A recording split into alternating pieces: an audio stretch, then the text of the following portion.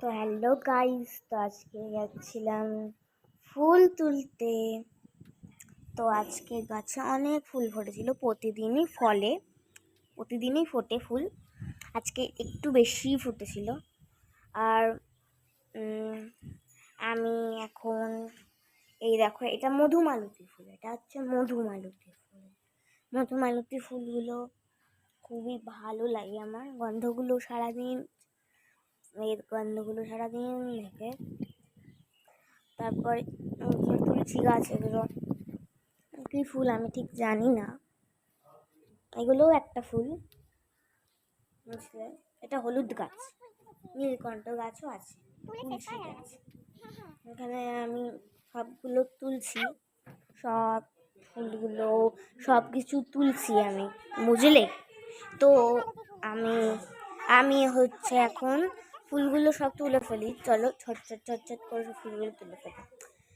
তো আমার লাল জবা একটু কম ফলে, লাল জবা একটু কমই ফলে, লাল জবা একটু কম, তো লাল জবা কম ফলে। আর এখন আমি যেখানে দাঁড়িয়ে দাঁড়িয়ে এডিট করছি, আমার সামনে একটা চড়ুই পাখিটাই দাঁড়িয়ে আছে, অনেক পাখিগুলো এখানে দাঁড়িয়ে আছে। আর এখানে আমি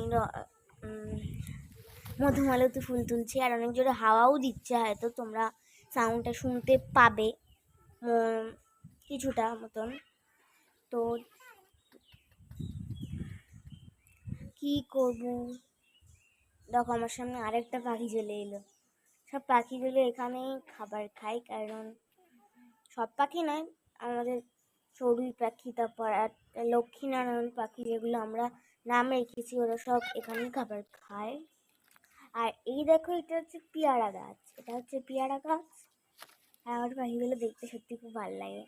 মা যখন গাছে জল দেয় না, তখন চড়ুই পাখি আর অন্যান্য পাখিগুলো এসে গা ভেজায়, গরমের গা ভেজায়।